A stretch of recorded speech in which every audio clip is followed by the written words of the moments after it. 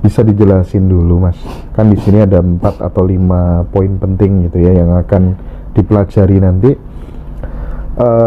Yang pertama, letting in, beranjak dari ilusi keterbatasan masalah menuju realita ketidakterbatasan. Terus kemudian, kamulah yang menolak uang, lepaskan pedal remmu dan mulai nikmati keberlimpahan. Dan nanti yang ketiga, hidup dari memori atau inspirasi, kesadaran. Dan yang kelima tentang durasi lama, fase orgasme dan kaitannya dengan kehidupan. Silakan Mas Riko. Jadi untuk letting in di sini sebetulnya lebih ke sarana pencerahan. Iya.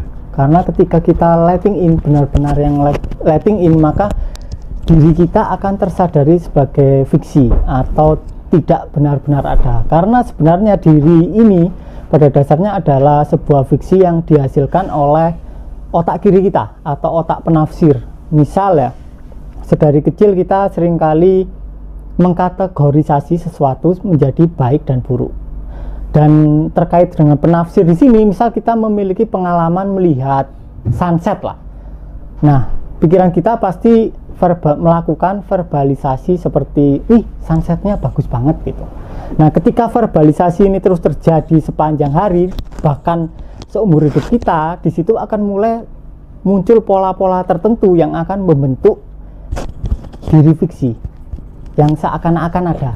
Nah, ketika diri fiksi ini ada, akibatnya muncul urgensi untuk mempertahankan diri atau survival lah istilahnya.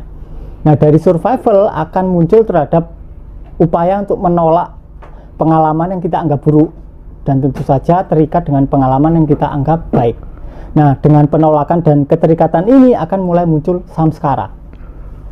Udah dirinya fiksi, muncul samskara, sama-sama fiksi. Dan ketika kita terus berkelut dengan sesuatu yang pada dasarnya tidak benar-benar ada, itu ibarat lautan yang mengira dirinya adalah ombak, dan ombak ini berusaha agar stagnan dan melawan segala sesuatu yang pada dasarnya ilusi. Akibatnya sesuatu yang terbatas ingin menjadi sesuatu yang lebih. Misal ombaknya berukuran kecil ingin menjadi ombak yang lebih besar, padahal itu ya sesuatu yang sangat susah, bahkan sangat mustahil. Lain kalau ketika lautan mengira dirinya sudah sadar ya, mengira dirinya lautan, ya udah. Ini ketika kita mencari pencerahan atau berusaha tercerahkan, pada dasarnya ya seperti halnya ombak yang mencari air. Ombak yang mencari ya. Air. Oke. Padahal ombak itu sendiri adalah air.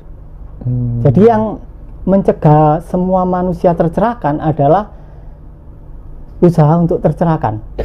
Makanya kayak di Heart Sutra, ajaran Buddha itu sudah sangat-sangat terbuka. Beliau bilang bahwa pada dasarnya semua manusia sudah tercerahkan. Dan apa bedanya denganku adalah aku sadar bahwa aku sudah tercerahkan, sedangkan kalian nggak sadar kalau kalian sudah tercerahkan. Itu saja bedanya. Nggak ada kaitannya dengan usaha sebetulnya. Nggak ada kaitannya dengan usaha. Dan ketika Buddha tercerahkan, ceritanya kan dia menyerah, duduk di bawah pohon, tepat bulan purnama, dan ketika itu seluruh samskaranya muncul sebagai negativitas yang sangat besar. Terus disebut sebagai mara waktu itu. Jadi ketika beliau mampu membiarkan mara itu masuk, dialami secara total, di momen itu beliau tercerahkan. Nah Mas, kalau misalnya dijelaskan lewat video ini kan kadang teman-teman masih susah mencerna gitu ya. Karena memang dari awal itu kita senantiasa diajari bagaimana cara menggenggam, cara mendapatkan, meraih sesuatu gitu. Kita nggak pernah diajari cara melepas gitu. Nah nanti acara tanggal 4 di Papilio itu nanti teman-teman bebas ya Mas ya, tanya soal ini diperdalam, bahkan kemudian sampai masalah-masalah pribadinya dan seterusnya itu tidak masalah ya Mas ya? Tidak ada masalah. Oke.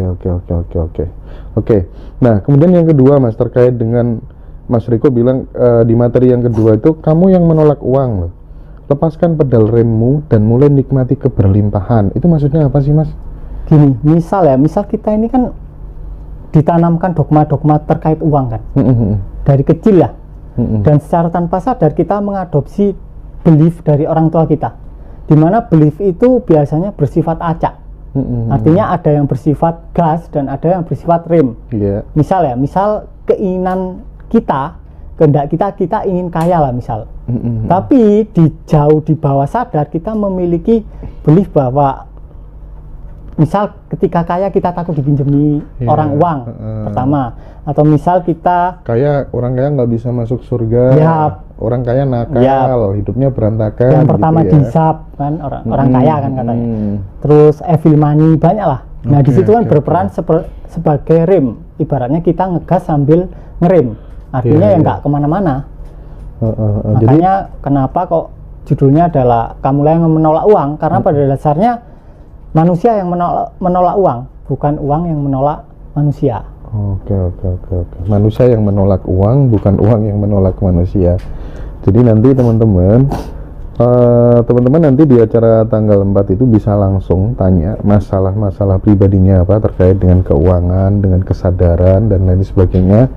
Dan juga teman-teman yang dari jarak jauh nggak bisa datang, kita fasilitasi untuk konsultasi via online dengan Mas Riko langsung. Nanti kita kita akan share ya di video-video, akan kita share nanti teknisnya, silahkan menghubungi admin ya. Nah kemudian yang ketiga Mas Riko, hidup dari memori atau inspirasi itu maksudnya bagaimana gitu? Kebanyakan mayoritas orang hidupnya dari mana kalau nggak dari inspirasi atau memori? Jadi kebanyakan orang pasti hidupnya dari memori. Nah memori ini kan penyusun ingatan yang membentuk citra diri atau diri fiksi. Nah ketika kita bergantung pada memori tentang siapa diri kita, akhirnya semua tingkah laku kita akan otomatis. Apapun lah pasti otomatis. Dan di situ ketika kita menganggap diri kita atau citra diri itu tergantung pada cerita masa lalu kita maupun harapan kita ke depan, akhirnya terbatas. Sama kayak lautan mengira dirinya ombak. Mau sebesar apapun ombaknya pasti terbatas. Dan semakin besar ombak, dia pasti ada kecenderungan untuk ingin lebih besar. Nah di situ muncul penderitaan karena salah memahami diri sendiri.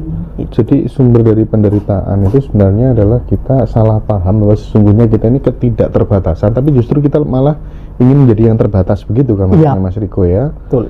Oke. Jadi kayak anak kecil itu kan di awal-awal umur balita pasti dia belum teridentifikasi dengan tubuhnya. Betul. Itu salah satu contoh aja deh. Dia misal bercermin lah. Pasti misal namanya Andi lah. Mah ada Andi di situ gitu kan. Nggak mungkin dia bilang aku, karena dia belum teridentifikasi dengan nama, cerita dan tubuhnya. Dia masih tak terbatas. Dan ketika dia tak terbatas, ya dia bahagia apapun keadaannya. Bahkan dia lihat daun aja dia udah sangat-sangat bahagia.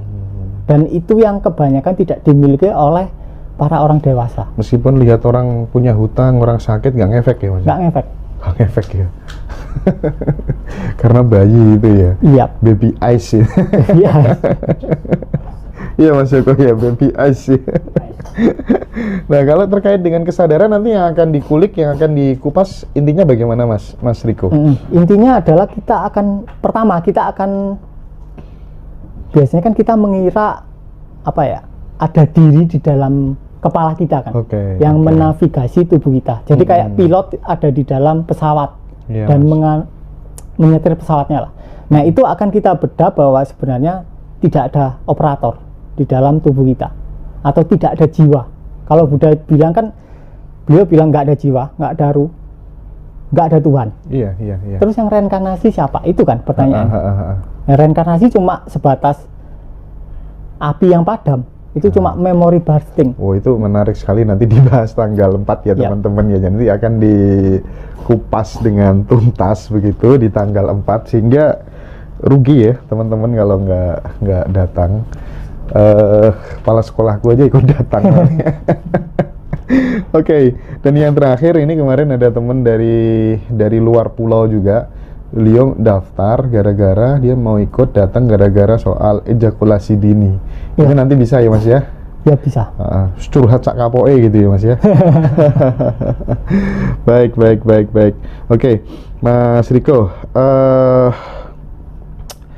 Kalau misalnya Mas Riko, kan teman-teman kan karena banyak yang dari luar negeri kan nggak bisa datang gitu kan ya. Nah itu nanti biasanya konsultasi itu dengan problematika teman-teman yang unik-unik, yang akut-akut begitu, itu normalnya berapa menit sih Mas konsultasi itu? 30 menit? Kalau kita berusaha menyelesaikan masalah paling 2 jam. Tapi kalau kita berusaha menemukan bahwa diri kita fiksi dan pada dasarnya realisasi diri lah, itu paling 5 menit. Oke. Tergantung tujuannya apa. Oke, baik. Itu sesuai dengan case-nya ya. Iya. Mungkin nanti beda-beda begitu ya. Nanti kita komunikasikan lagi soal itu. Nah, kadang saya tuh akhir-akhir ini mulai berpikir gitu Mas. Kenapa ya banyak orang menerapkan satu metode yang sama? Yep. Jadi metodenya sama. Entah itu bicara soal finansial atau kemudian spiritual, orang pengen menjadi lebih baik, level kesadarannya pengen naik gitu kan, menjadi lebih damai, lebih tenang, lebih waskito, ada yang intuisinya menjadi lebih tajam begitu, pakai metode yang sama, tetapi kenapa hasilnya kok berbeda-beda gitu. Even itu konteksnya dalam hal spiritual maupun finansial. Kalau menurut cara pandang Mas Riko bagaimana? Nah itu sebenarnya pada dasarnya akarnya adalah kesalahannya ada pada basisnya. Dari area mana dia praktek? Apakah dari area ego ataukah dari area kesadaran? Jadi ombak nggak mungkin bisa nggak mungkin bisa menjadi besar lah. Jadi ombak harus secara sadar menyadari bahwa dirinya adalah bagian dari lautan, dan ketika ombak itu terjun ke dalam akhirnya dia yang menjadi lautan. Tapi ketika ada pelaku meditasi, si meditator, maka akibatnya adalah keluar. Akibatnya dia sudah pasti tersesat ke dalam ranah pencarian, padahal dia pada dasarnya kesadaran itu kan aslinya sudah tercerahkan kan. Tapi kesadaran mengira dirinya adalah pemikiran, perasaan, dan kemudian tubuh, di mana 3 bahan ini berkamuflase menjadi diri palsu kita. Akhirnya si pemeditator ini berusaha untuk tercerahkan. Nah di situ kesalahannya ada di situ. Yang paling gampang memang adalah kita menyadari meditator ini. Tapi ketika meditatornya ikut meditasi, ya namanya meditasi palsu, walaupun tekniknya benar. Itulah kenapa alasan ada 10 orang meditasi, mungkin yang 1 satori, yang 9 enggak. Ya karena yang 9 bergerak dari basis yang salah. Basisnya yang salah. Basisnya yang salah. Meditatornya malah ikut meditasi. Yap. Egonya ikut meditasi. Jadi egonya pingin misalnya egonya ingin kaya lah. Akhirnya ego ini karena sudah mencoba berbagai cara duniawi, dia gagal. Akibatnya dia mencari cara spiritual. Dia meditasi dan akhirnya tetap gagal. Itu. Oke, baik Mas Riko. Nah, kalau berbicara tentang kebangkitan spiritual sendiri Mas Riko, ketika mengalami awaken gitu ya, itu biasanya yang dirasakan gitu ya, itu seperti apa sih normalnya gitu yang dialami oleh teman-temannya Mas Riko, termasuk Mas Riko sendiri gitu kan. Ada orang berbicara tentang kebangkitan spiritual gitu. Jadi tanda-tanda bahwa seseorang sedang mengalami kebangkitan spiritual itu yang bisa dirasakan apa Mas? Yang bisa dirasakan adalah sign pertama itu kita merasa tidak punya kepala. Tidak punya kepala? Iya, seakan-akan semua nggak ada batas lah. Kepala ini nggak ada. Itu sign pertama. Sign pertama ya? Iya. Dan kita biasanya ada prakteknya Mas. Ada prakteknya nanti. Dan itu ada prakteknya? Iya, itu paling 1 menit kita akan dikopdar. Jadi teman-teman 2 atau 3 ya? Dikopdar nanti ada prakteknya ya, luar biasa. Berapa menit biasanya Mas? 1 menit udah sadar lah, satori lah istilahnya. Biasanya kalau orang meditasi kan tahunan gitu kan baru satori. Padahal kalau kita basisnya benar itu 1 menit bisa satori. Nah, dan kemudian kita tinggal membiasakan untuk beralih ke kesadaran aja di sepanjang hari. Cuma tarik ulur aja kan. Jangan lupa nanti di Kopdar itu ada prakteknya dan biasanya langsung bisa dirasakan ya Mas ya. Rencananya gitu. Langsung Jadi, ya. teman-teman bisa konsultasi. Nah, teman-teman bisa konsultasi juga tuh. Oke, dan teman-teman yang pengen ngerasain itu lewat konsultasi juga bisa, nanti silakan hubungi itu di TikTok udah saya tulis nomor handphonenya, sudah saya sematkan. Silakan di WA aja nanti yang pengen merasakan apa yang disampaikan oleh Mas Riko tadi begitu. Selain itu apa Mas Riko? Tanda-tanda yang lain begitu Mas Riko? Yang apa bisa kita rasakan gitu selain kayak orang nggak punya kepala begitu? Dirinya nggak ada. Itu yang paling utama sih. Dirinya nggak ada. Diri apa ya, sensasi sempit itu nggak ada. Kan sensasinya luas, tapi ketika kita sensasinya sempit, otomatis kan seakan-akan ada sebuah jiwa yang berdiam di tubuh kita. Tapi ketika kita benar-benar terbangun, itu nggak ada. Bahkan batas-batas tubuh ini terasa nggak ada. Oke.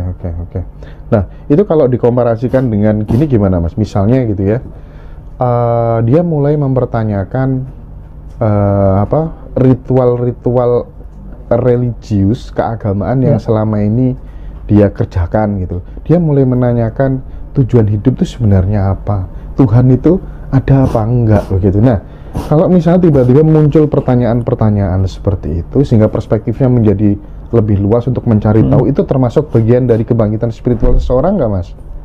Enggak. Tapi bisa jadi kebangkitan ketika kita sadar dari mana segala pemikiran itu muncul dan kemana pemikiran itu lenyap. Kayak ombak kan munculnya dari laut. Iya.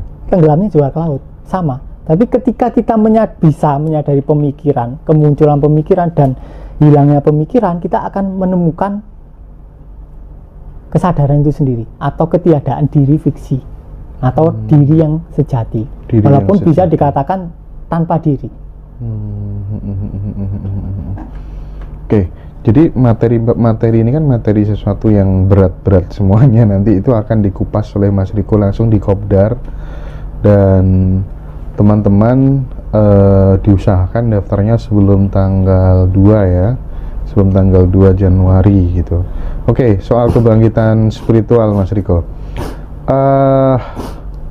saya pengen sekarang geser ke ini. Kalau leluhur-leluhur kita dulu katanya ada orang yang sekali ngucap jadi kenyataan, atau apa ya namanya ya, sabdo dadi begitu ya, itu geni sabdo dadi atau apa begitu. Manusia dengan kualitas apa yang bisa sampai pada fase titik itu menurut Mas Riko? Ketika dia berposisi sebagai laut, bahkan ucapannya itu bukan ucapan dari keinginannya, spontan atau inspirasi. Jadi memang dia selaras dengan gerakan lautan. Jadi ketika dia lautannya mau naik, dia tahu, dia tinggal mengucap. Karena dia sudah menyadari bahwa dirinya adalah bagian dari ketidakterbatasan itu sendiri. Iya, bukan bagian, bahkan dia adalah ketidakterbatasan. Ketidakterbatasan itu sendiri, bukan bagian ya. Bukan bagian. Karena ketika ombak nyelam ke laut ya dia jadi laut. Dia kreator atau co-kreator?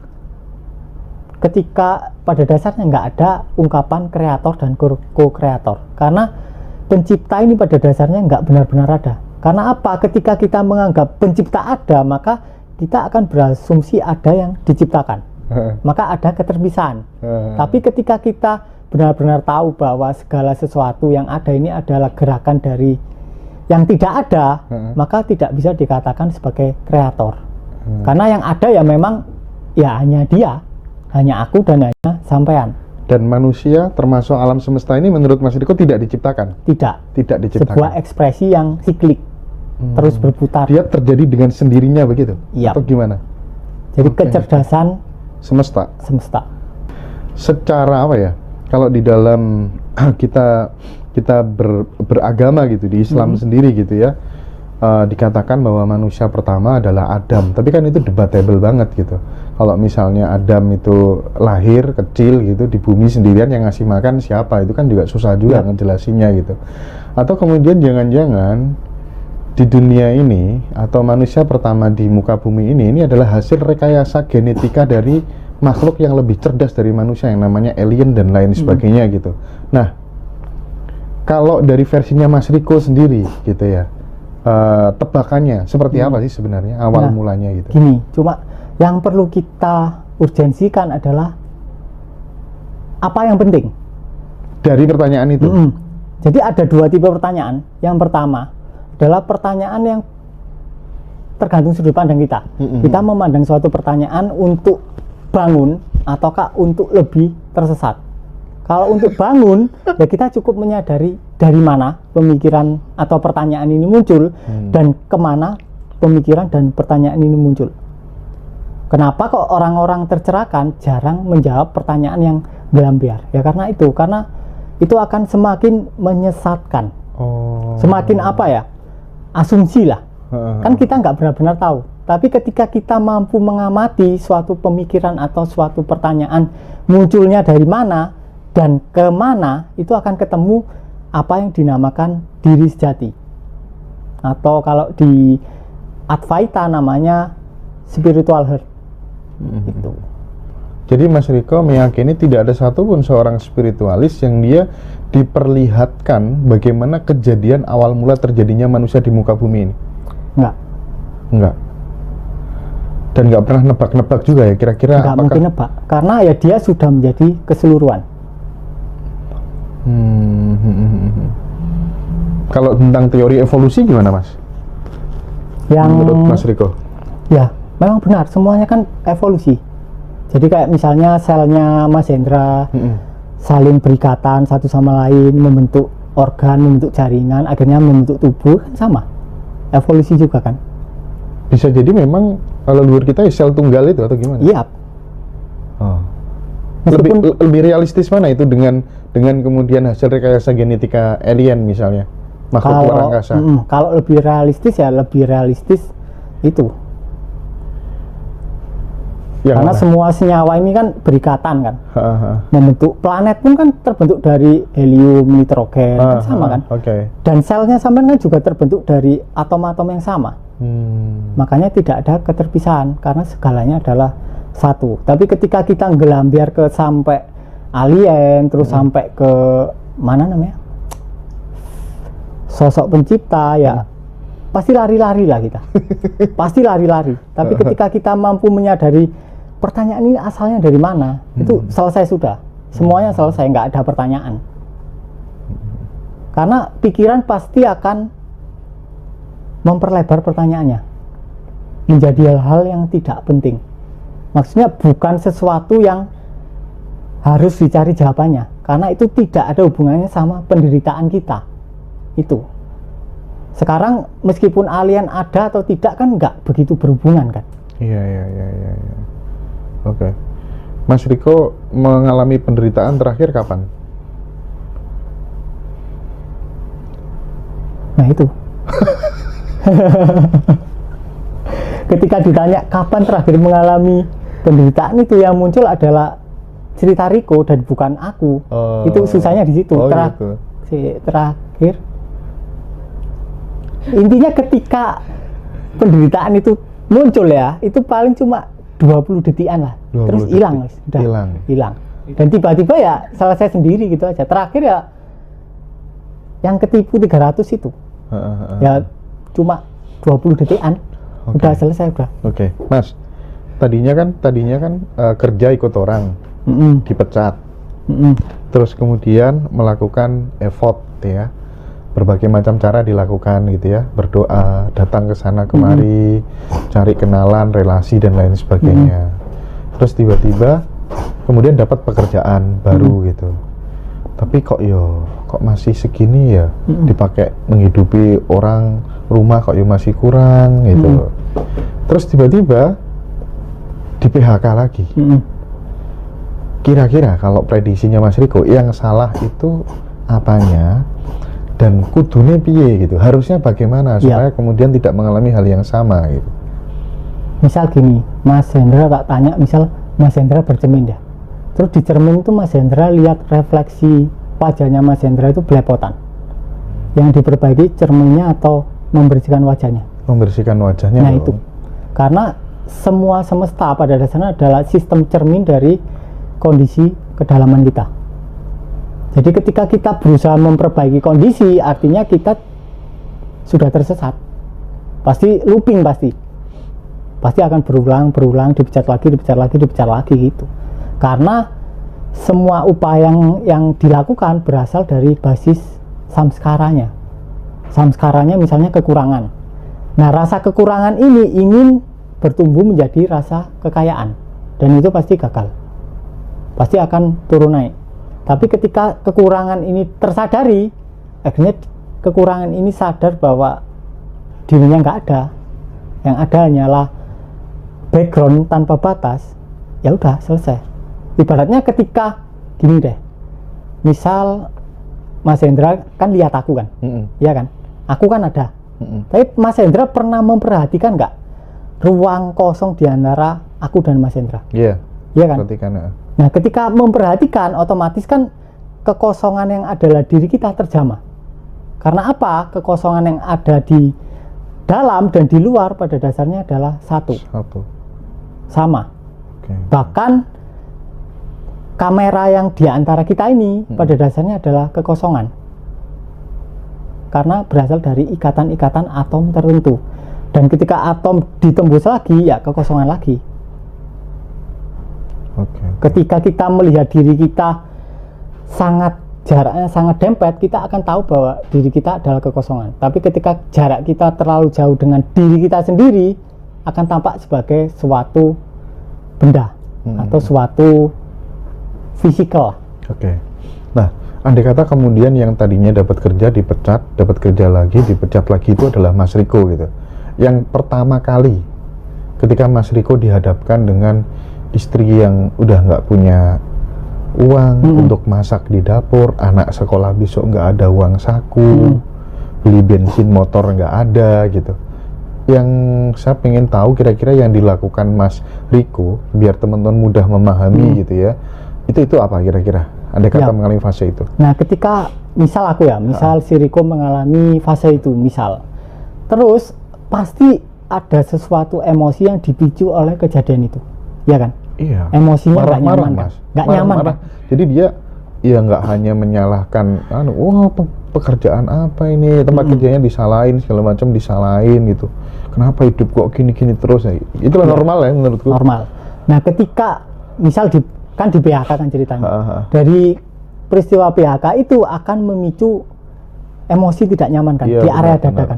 Dan biasanya orang pasti berusaha menghilangkan rasa tidak nyamannya kan, dengan berusaha keluar mencari pekerjaan atau banyak tanya atau apapun lah. Tapi yang benar adalah kita menerima rasa yang tidak nyaman itu, karena apapun yang dihadirkan semesta, tujuan dari semesta itu sendiri adalah mengevolusi kesadaran kita agar samskaranya lepas dan kita lebih dekat dengan diri sejati kita. Dan ketika kita tidak memahami tujuan semesta yang asli itu, maka ya akan looping. Jadi hal yang paling benar adalah kita menerima rasa yang tidak nyaman. Kita bisa bertanyalah ke dalam diri sendiri, kira-kira apa emosi yang terpicu akibat peristiwa itu? Pasti muncul pasti. Cuma pilihannya dua. Kita mau menerima perasaan tidak nyaman itu atau kita lari. Kalau kita lari ya pasti banyak caranya. Kita bisa berguru ke A, kita bisa mencari pekerjaan ke A, B, C, atau kita tanya ke orang lowongan pekerjaan, pasti hasilnya sama.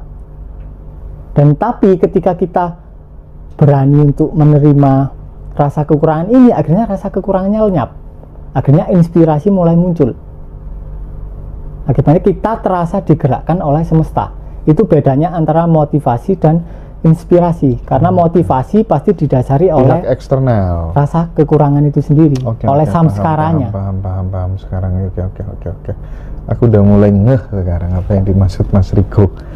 Jadi Mas Riko andai kata mengalami kejadian itu, Mas Riko di rumah aja, nggak perlu hubungin siapa-siapa gitu. Jadi ketika cukup menerima perasaan galau, sedih gitu ya.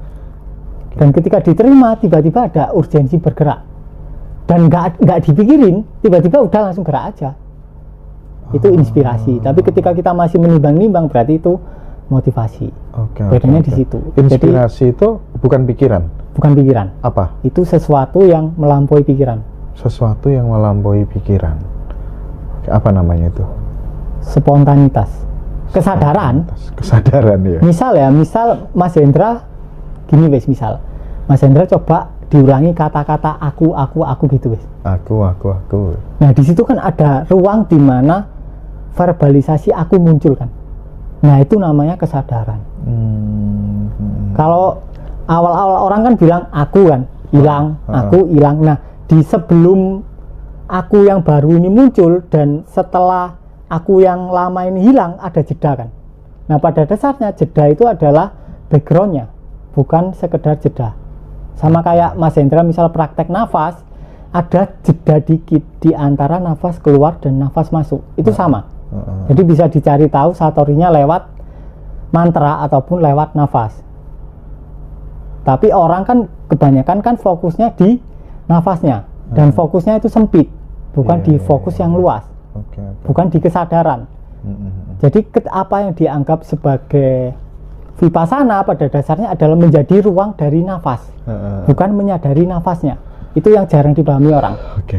Karena ketika kita menyadari nafasnya, yang terjadi adalah kesadaran lokal menjadi nafas itu sendiri. Padahal yang kita perlu tahu adalah kesadaran di balik nafas yang keluar masuk itu, atau backgroundnya.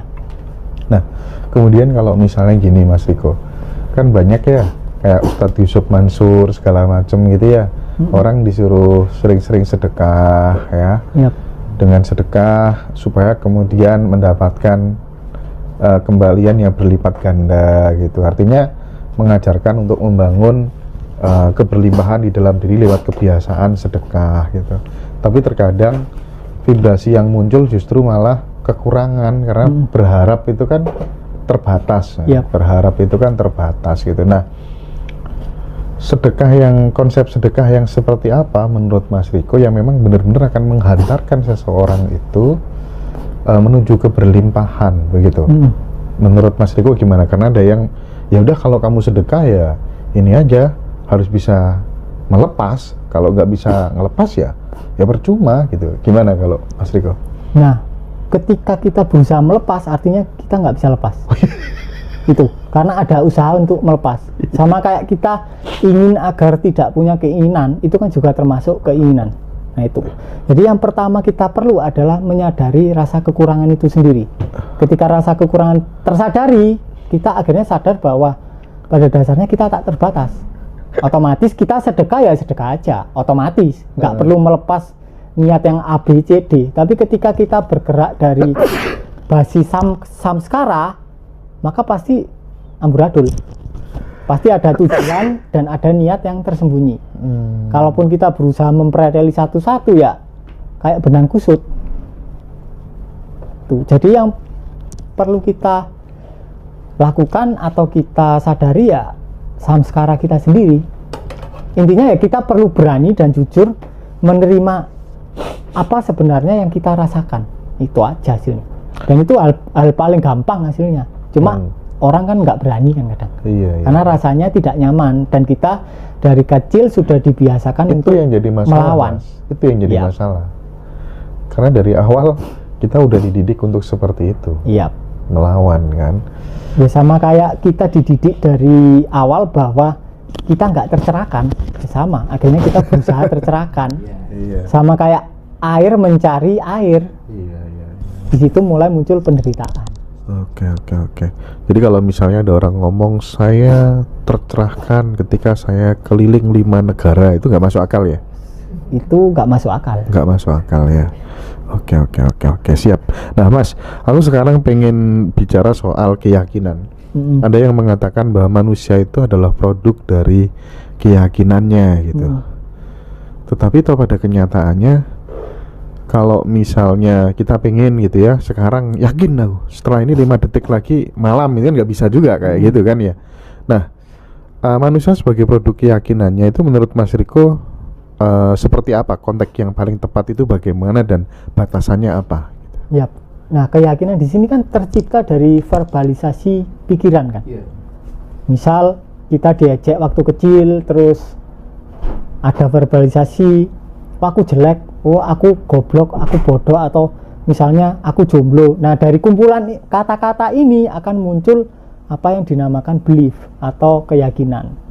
Nah, dari situ otomatis tercipta diri sosok atau diri yang merasa terpisah dari diri-diri yang lain atau diri fiksi.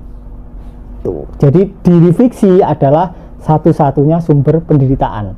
Karena ketika tidak ada diri maka tidak ada masalah. Itu.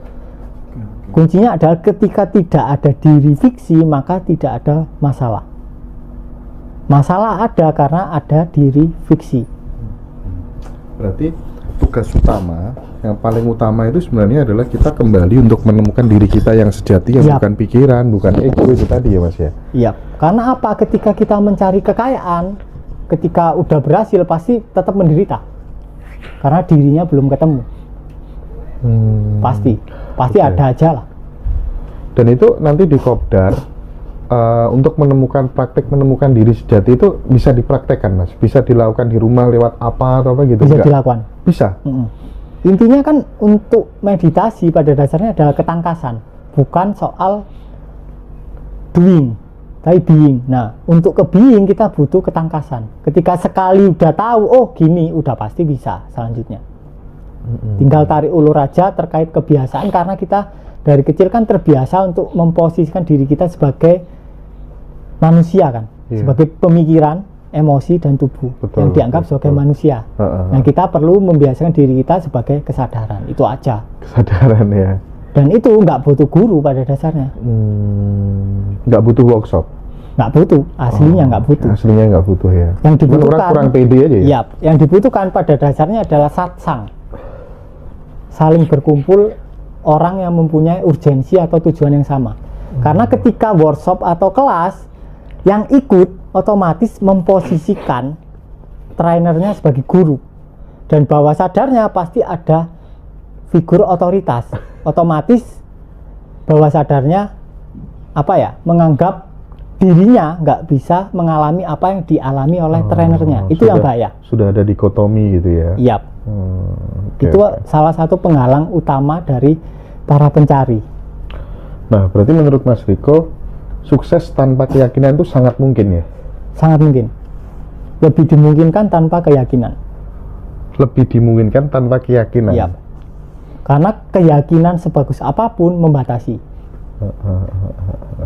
Tidak sesuai dengan fitrah kita gitu ya, sebagai ketidakterbatasan itu. Ya sama kayak gini loh, misalnya tubuhnya Mas Hendra ini kan ada jantung, ada paru-paru, ada usus.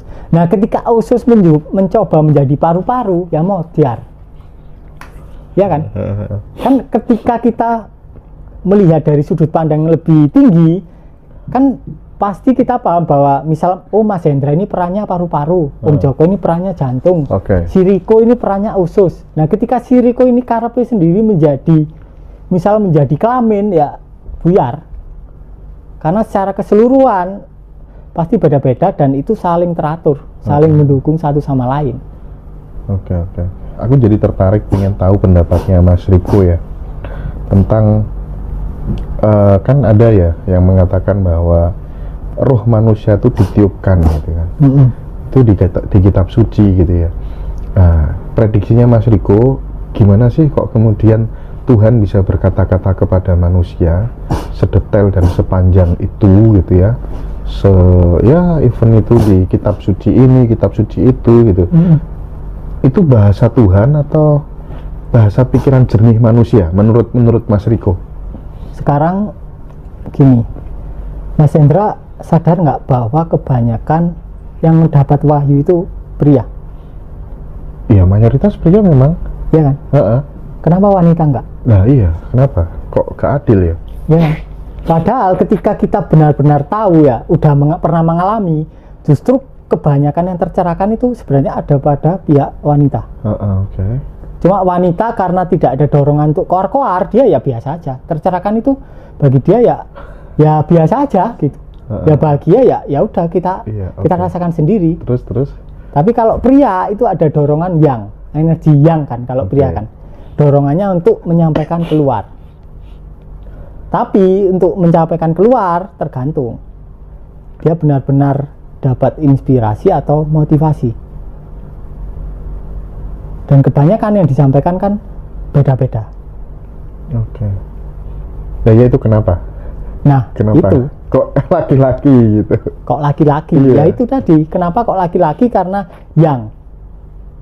karena zaman dulu kan memang apa ya, ada semacam batasan bahwa pria ini dianggap manusia dan wanita ini enggak dianggap manusia. Ya enggak, dianggap lebih ke perhiasan atau benda lah. Iya. Makanya pria boleh beristri banyak, sedangkan wanita nggak boleh. Oke. Padahal ketika kita beralih ke ranah seksual yang lebih dimungkinkan punya pasangan banyak kan pihak wanita, karena rantai orgasmenya berlipat ganda, Iya. multi kan. Sedangkan pria sekali ejakulasi sudah selesai. Sedangkan wanita orgasme 2 kali dia baru siap, ayo sini gitu kan. Itu. Tapi ketika pria zaman dulu kan ada urgensi untuk apa namanya, mengabarkan ini loh. Pada dasarnya yang dilakukan kaum pria itu adalah ingin memperbaiki itu apa namanya, peradaban. Ingin memperbaiki kondisi kota di mana dia tinggal. Kemudian kemudian setelah orang yang tercerahkan itu meninggal, kemudian murid-muridnya berusaha menyebarkannya ke daerah lain, kan gitu kan. Tapi tentu saja belum tentu daerah yang dituju cocok dengan ajaran yang disampaikan oleh si orang yang bersangkutan. Karena apa? Otomatis inspirasi akan mengikuti daerah mana yang dituju. Misal gini wis, konsep dari surga neraka lah. Surga kan dianggap tempat yang dingin kan, sejuk. Neraka adalah tempat yang panas. Nah kalau konsep ini disampaikan ke orang kutub ya nggak cocok, karena mereka ingin ke tempat yang nggak dingin, nggak cocok, nggak masuk. Paham. Nah itu, karena itu ketika disampaikan ke wilayah yang berbeda pasti ada bentrok. Menyampaikan ajaran-ajaran dari guru-gurunya yang dianggap tercerahkan itu kan yang jelas di situ ada konflik of interest, Mas. Banyak kepentingan, Mas, entah itu soal legitimasi politik, bisnis dan lain sebagainya dan seterusnya begitu. Mungkin nggak itu terjadi? Mungkin. Karena apa? Belum tentu muridnya sama tercerahkan seperti gurunya. Karena cuma mengikuti kan. Ketika kita mengikuti seseorang, biasanya ego bermain di situ. Ego pasti merasa, wah ini guruku ini gitu. Aku nggak mungkin bisa mengalami hal yang sama. Akhirnya dia kayak gini loh. Misalnya aku ngomong A, B, C, D, E ya, Mas Hendra nangkepnya pasti beda. Tergantung pemahamannya Mas Hendra.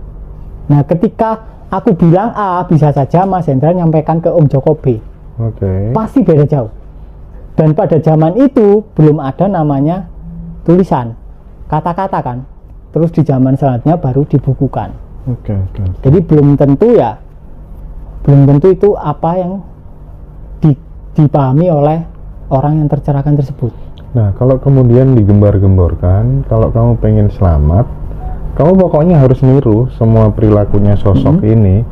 Bagaimana caranya berjalan, caranya makan, caranya bersenggama, caranya menikah, ya, kawin itu harus berapa, terus kemudian segala macam cara, entah itu di luar konteks ritual beragama dan lain sebagainya, disuruh niru dan harus niru. Berarti nggak salah kalau itu dibilang pembodohan. Tergantung.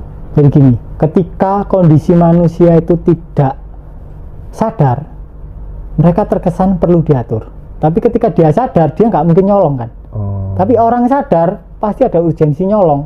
Akhirnya perlu diatur. Kamu nggak boleh nyolong, nggak boleh apa namanya, nggak boleh selingkuh sama istri orang, nggak boleh ngambil hak orang, nggak boleh anu. Tapi hal itu akan cenderung apa ya, membuat orang semakin tersesat.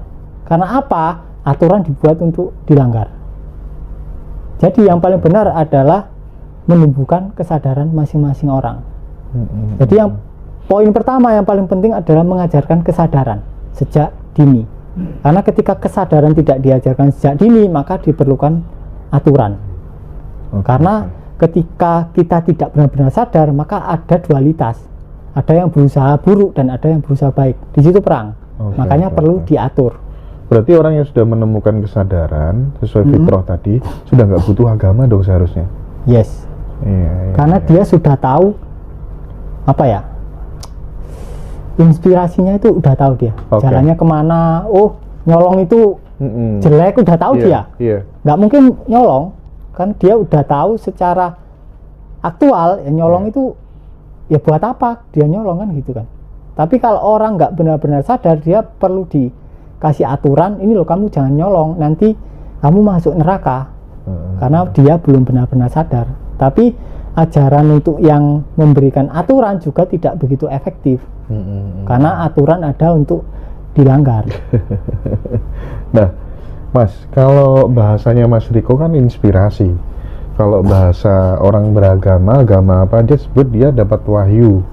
Itu nggak ada bedanya menurut Mas Riko. Nah, di sini wahyu itu biasanya tidak berupa kata-kata.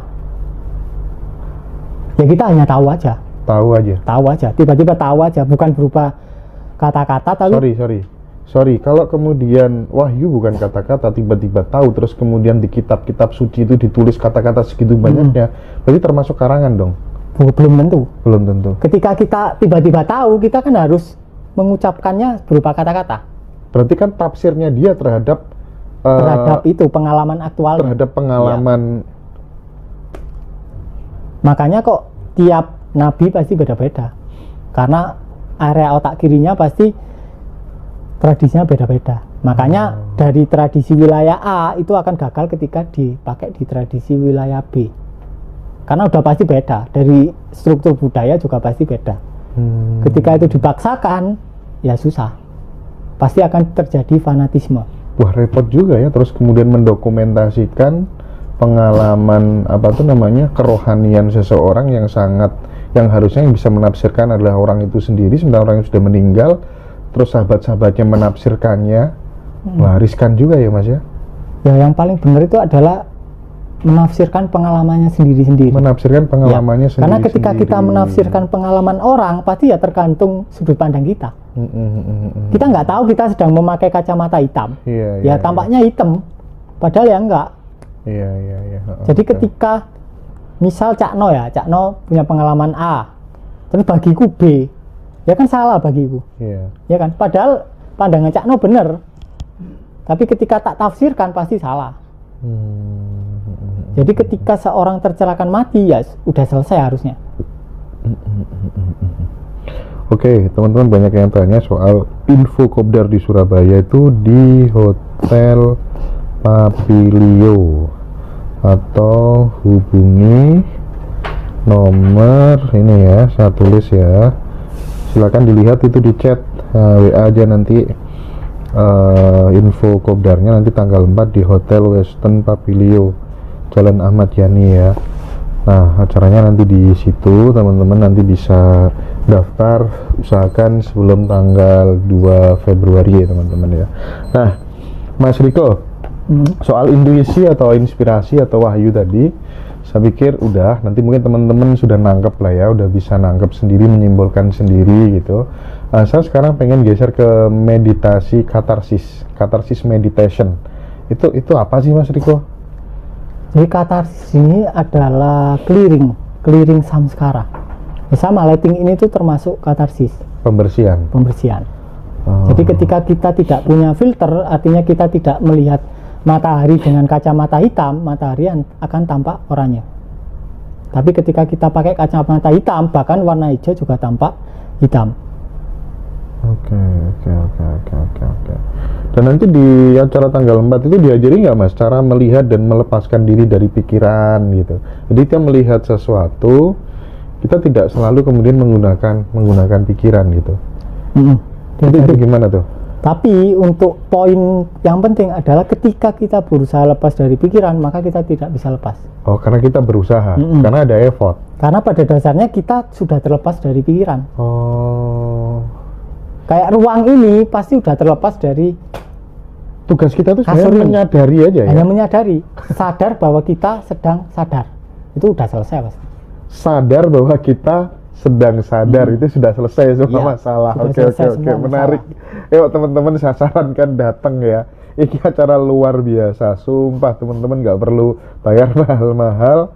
Silakan datang di tanggal 4. Yang nggak bisa datang nanti bisa lewat online ya, bisa konsultasi online dengan Mas Riko dan mungkin lebih asik kayaknya. Yang di Jakarta sabar dulu, sementara kita di Surabaya dulu ya. Gini Mas Riko ya, soal kesadaran ini kan sebenarnya memang sekarang 2024 itu hampir menjadi tren gitu Mas.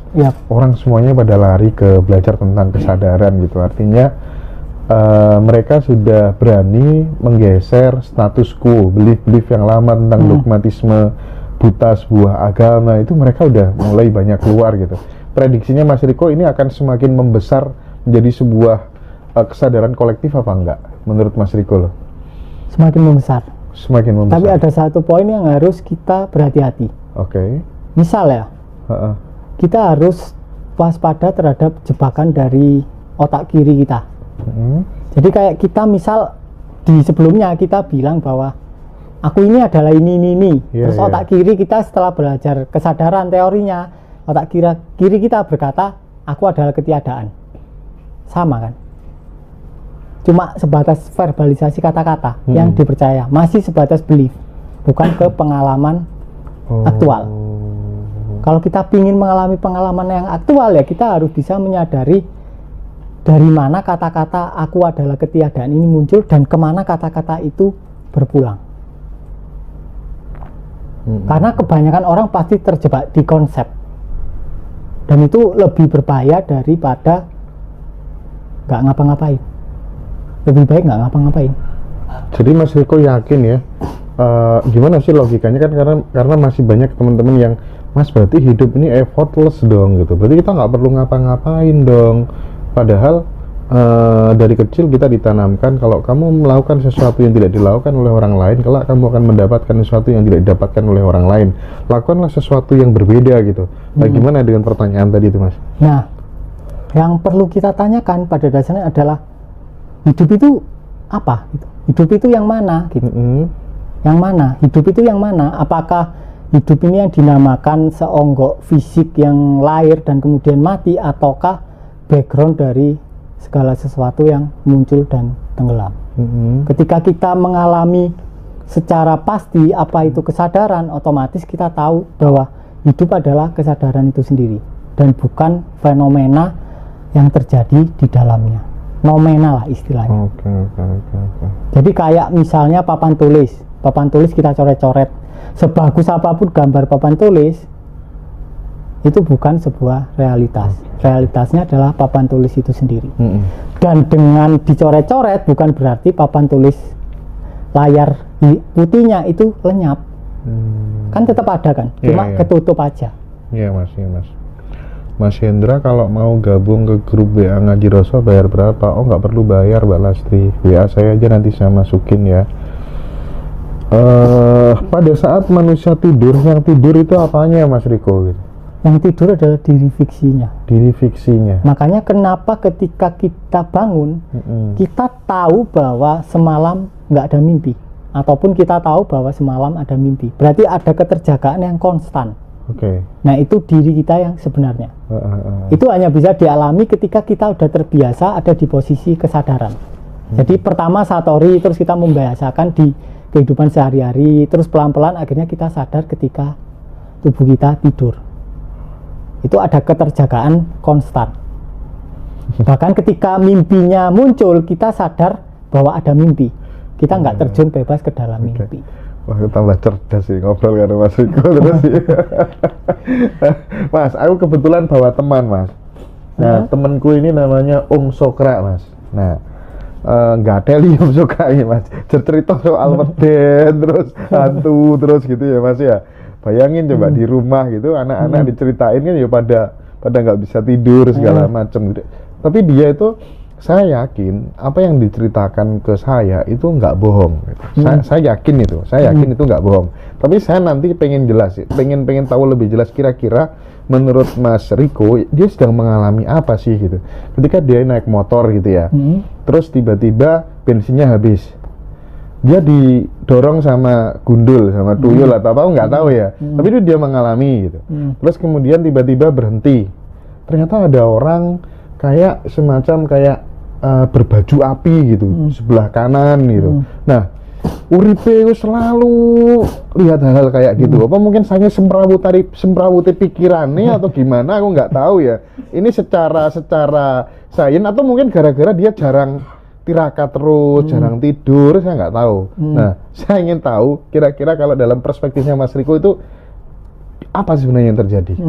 Nah, ketika tergantung kita mau jawab dari sudut mana. Kalau dari sudut kesadaran ya nggak ada. Bahkan yang namanya Sodrat nggak ada. Mas yang Hendra namanya juga nggak ada. Riko bahkan juga nggak ada. Tapi kalau kita bahas dari sudut pikiran, maka berarti pikiran adalah sesuatu yang powerful.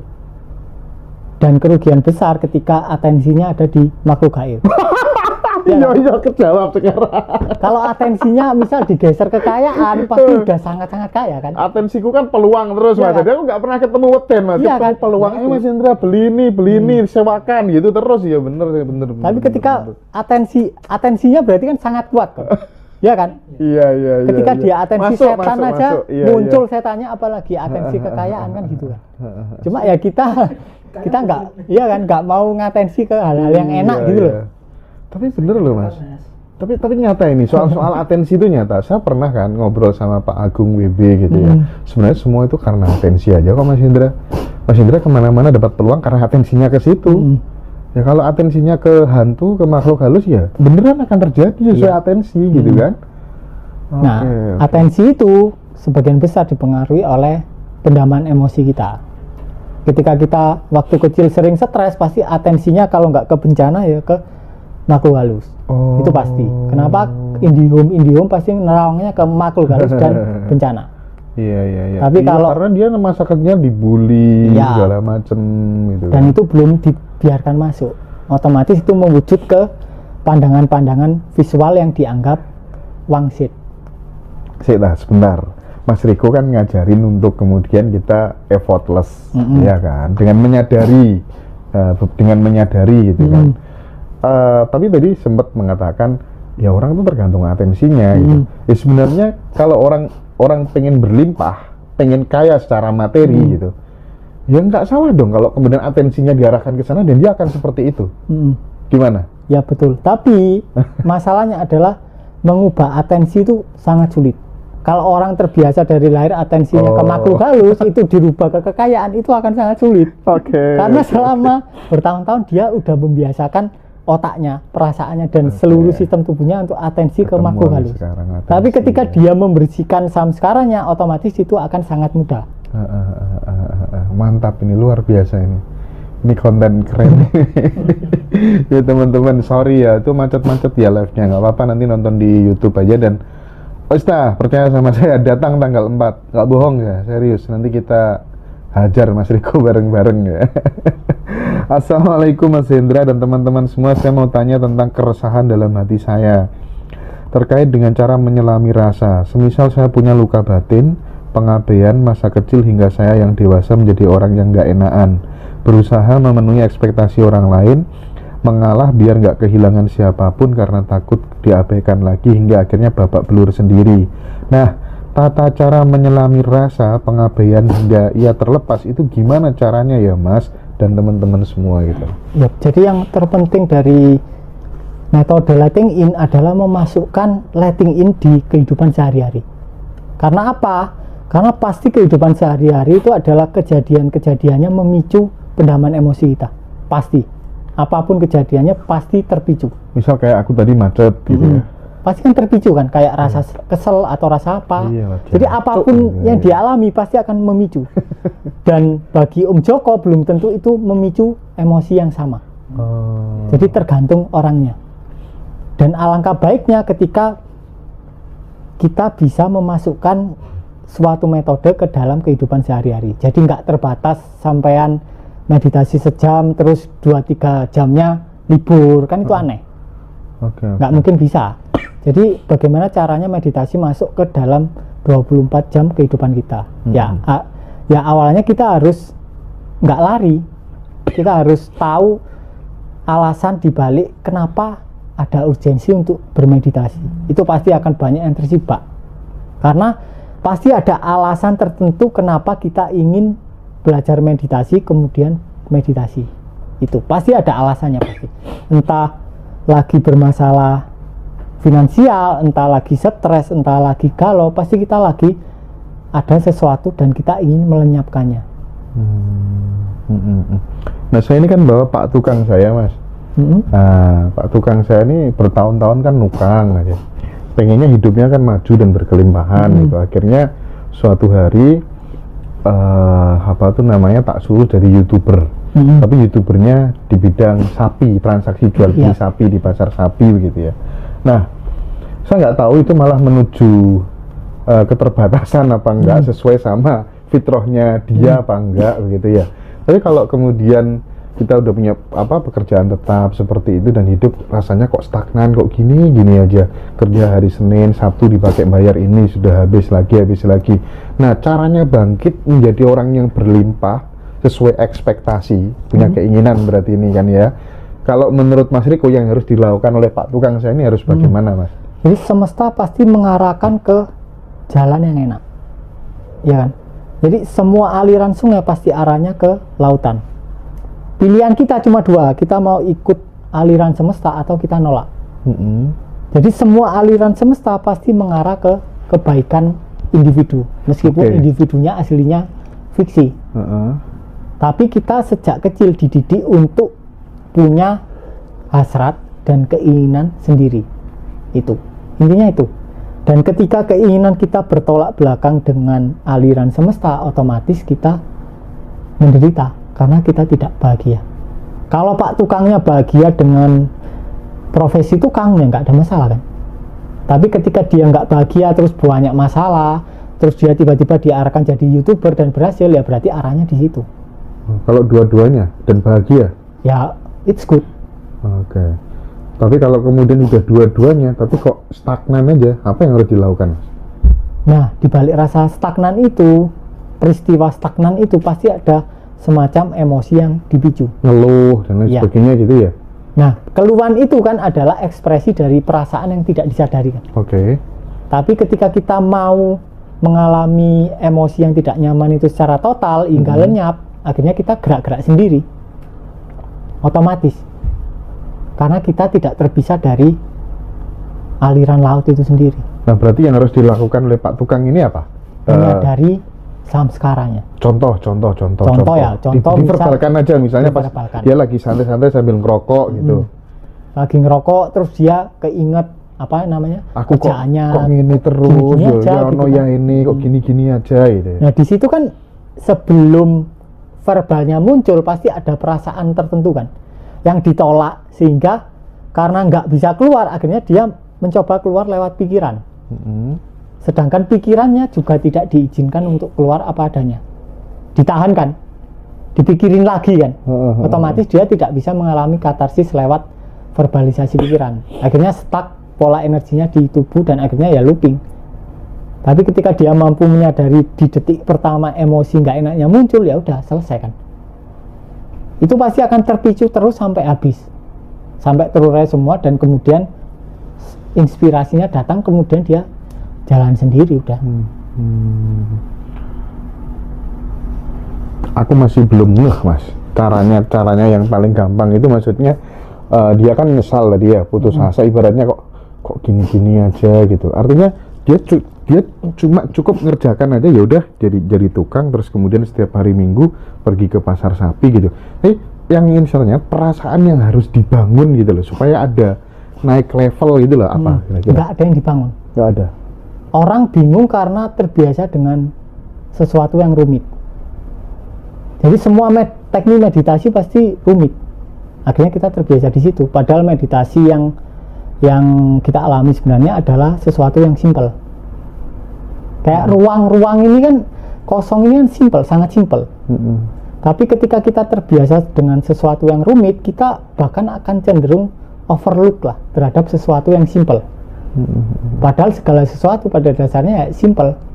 Kesadaran itu hal yang paling simple dibandingkan sampean harus belajar ilmu tukang ataupun ilmu teknik ataupun ilmu ekonomi, itu sangat-sangat simple. Tapi karena kita terbiasa untuk berada di objek yang sangat rumit dan kita terbiasa otak kiri kita nafsirin macam-macam menjadi sangat rumit, kompleksitas, kemudian terjadi ruminasi, akhirnya ya kita cenderung overlooking tadi ya, dengan menyadari bahwa kita kita adalah ketidakterbatasan itu sendiri gitu. Jadi disadari dulu samskaranya, kemudian otomatis kita akan sadar bahwa kita tak terbatas. Kayak gini loh, misal ya, ada aliran pipa lah, ada elbow dan ada T ya. Misal T-nya sampai bumpet lah, kan otomatis alirannya nggak lancar. Iya. Tapi ketika kita mengurai samskara kita, alirannya jadi lancar. Oke. Dan aliran yang lancar adalah ekspresi dari semesta. Jadi arahnya tetap ke inspirasi ya. Pada dasarnya nggak ada semesta yang menghukum manusia. Ya manusianya sendiri yang menghukum dirinya sendiri, ngumpeti sendiri, akhirnya buyar sendiri. Kejadian seburuk apapun termasuk kematian, penyakit, itu manusia sendiri yang nyipta. Iya. Nah bagaimana kalau kemudian ada pihak luar, terus kemudian dia bikin penyakit, terus kita jadi korban kayak gitu, Mas? Itu kan bukan salah kita? Tetap salah kita. Kenapa? Karena kita pada dasarnya adalah melingkupi dia juga.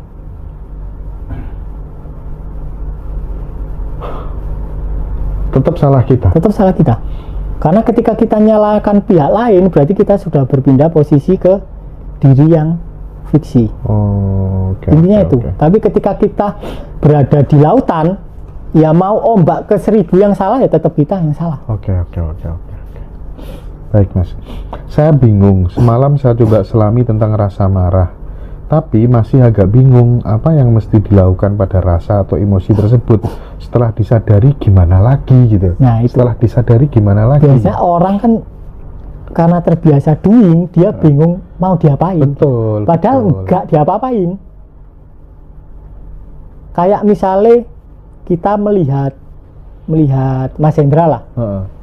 Ya masa aku mau ngerubah Mas Hendra pakai mata, ya kan nggak bisa, nggak mungkin kan. Tapi kan setelah dia menyadari gitu kan, harapannya kalau cerita-ceritanya Mas Riko kan tiba-tiba muncul kedamaian dan muncul inspirasi. Nah salah satu muncul inspirasi itu kan ketika pikiran jernih juga. Kalau pikiran ruwet kan inspirasi nggak bisa keluar, itu gimana, Mas? Nah masalahnya ketika perasaannya muncul, dia ada keinginan untuk mengubah yang tidak disadari.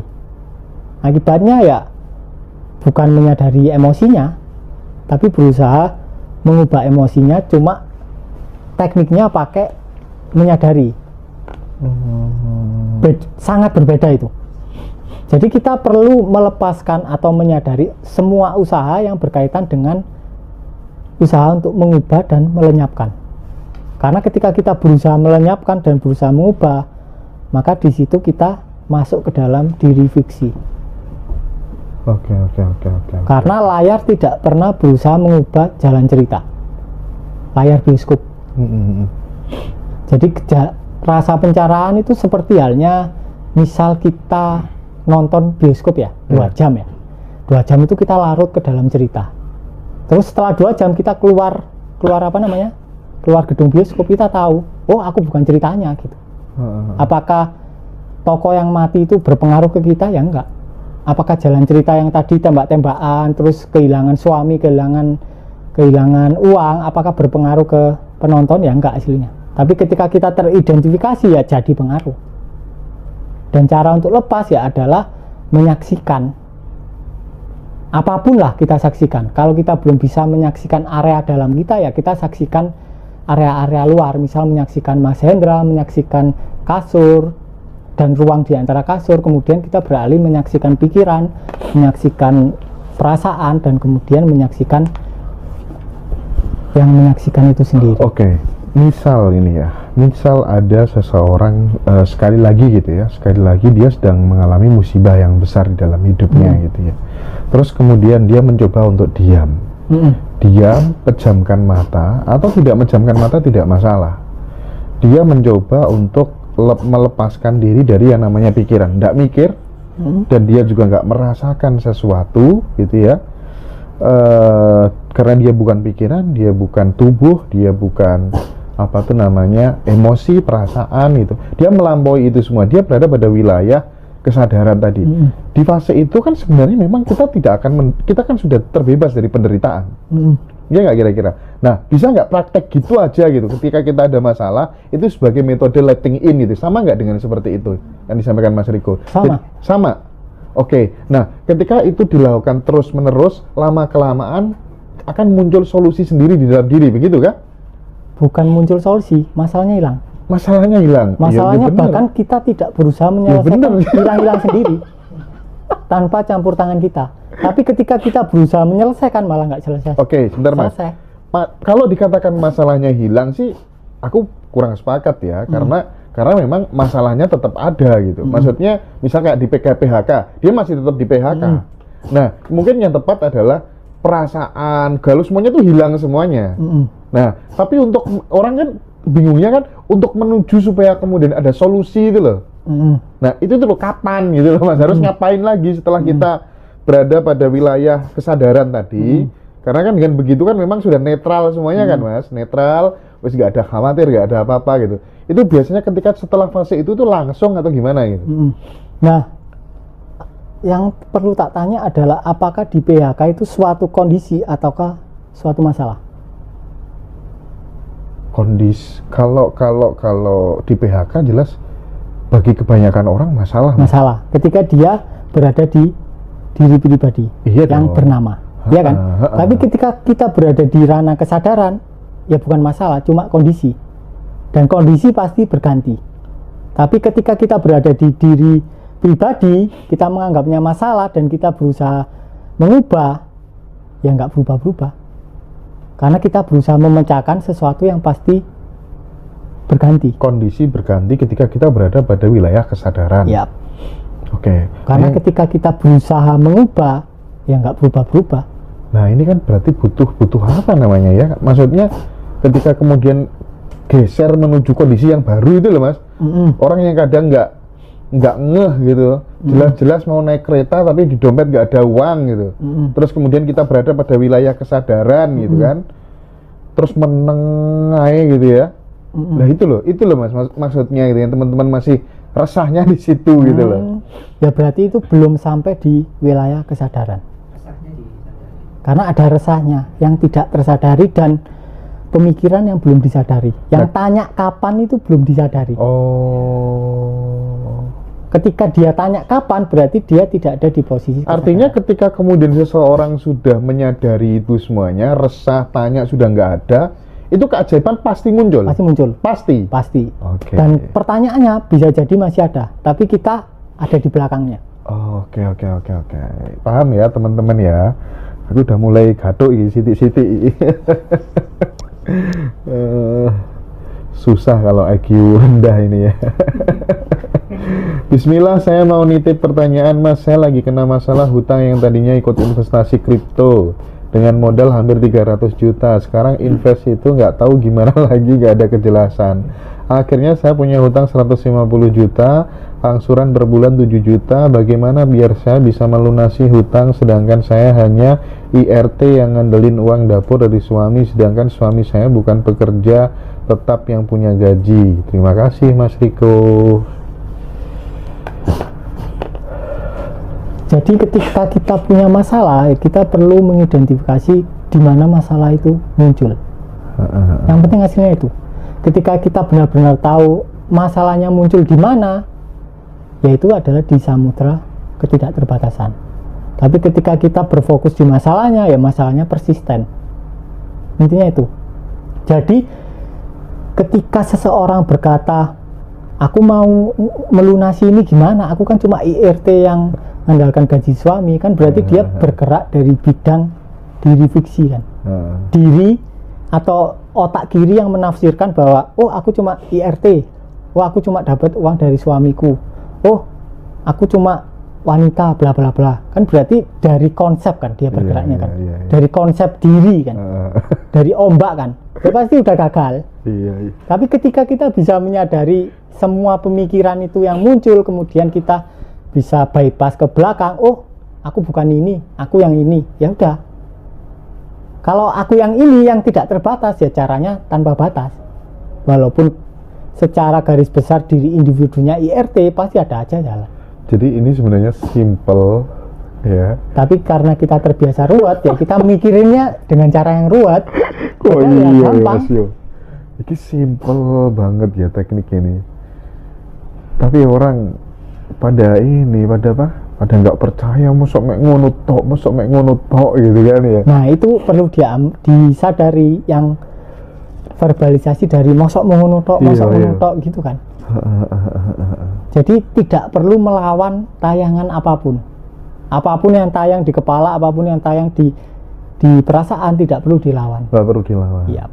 Karena satu-satunya yang membuat penderitaan adalah perlawanan kita, bukan tayangannya. Iya. Awalnya saya juga ragu sih dengan apa yang disampaikan Mas Riko itu. Karena belum alami sendiri gitu loh. Iya, bener itu yang saya alami Om itu. Harus ngalami sendiri. Kalau udah ngalami tuh enak orang yang cerita kan. Tahu jalannya. Makanya. Nah ini tadi udah dibahas sama Mas Riko, ini ditanyain, roh itu energi atau bukan Mas Riko? Kembali dalam wujud lain lagi ke bumi ataukah menunggu sampai dibangkitkan saat kiamat? Gimana Mas tuh jawabnya Mas? Nah, kalau kita menjawab dari area kesadaran, bahkan energi itu dikatakan tidak ada. Karena yang ada hanya kesadaran. Iya kan? Jadi ketika kita sudah sampai di ketiadaan atau diri sejati kita, maka apa yang dinamakan energi, ruh, jiwa, ya nggak ada. Bahkan yang lahir pun nggak ada. Yang mati pun pada dasarnya nggak ada. Jadi ketika kita bertanya, nanti setelah mati mau kemana? Ya yang mati siapa? Kan gitu. Jadi ketika kita benar-benar berada di ketiadaan, kita akan benar-benar tahu bahwa sejak awal tidak ada yang lahir dan tidak ada yang mati. Tubuh kita cuma numpang lewat aja, kayak ombak numpang naik terus turun. Apakah ombaknya lahir terus mati? Ya enggak. Tapi dari sisi ombak dia terlihat lahir dan terlihat mati. Tapi dari sisi kesadaran atau dari sisi lautan, ya enggak ada yang mati dan enggak ada yang lahir. Iya. Tapi kalau dari sisi ombak akan terlihat adanya keterpisahan antara ombak 1 dan ombak 2 dan ombak 3 sampai ombak banyak, disebut jiwa 1, jiwa 2, jiwa 3, jiwa 4. Konsepnya Mas Riko ini konsep nyerah total kan sebenarnya. Iya. Sampun angkat tangan ini kan. Aduh. Itu kalau untuk orang-orang yang ofensif itu agak repot memang ya. Kalau untuk orang ofensif itu agak repot memang. Tapi semua bisa sebenarnya. Semenjak mengikuti ngaji Roso jadi lebih hati-hati berpikir, merasakan, melihat, pilih musik dan lain-lain. Pertanyaan saya, apakah menyimpan foto di HP? Apakah ada pengaruh energinya? Sama halnya kah dengan mendengar musik? Itu gimana Mas? Ya kalau kita jawab dari area kesadaran ya nggak ada pengaruh. Ada pengaruh ya. Oke. Tapi kalau kita jawab dari area ombak, ya ada pengaruh. Oke.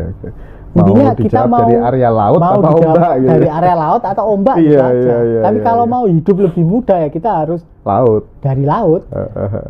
Karena dari laut ya nggak ada apa-apa. Berarti kalau dijawab dari area laut Mas, sebenarnya mau nama siapa, dia terlahir di tanggal berapa, jam berapa, kemudian itu sebenarnya nggak perlu ngubah tanda-tanda, nggak ada efeknya ya. Kalau dalam wilayah laut ya. Dari wilayah laut. Nggak ada efeknya. Ya?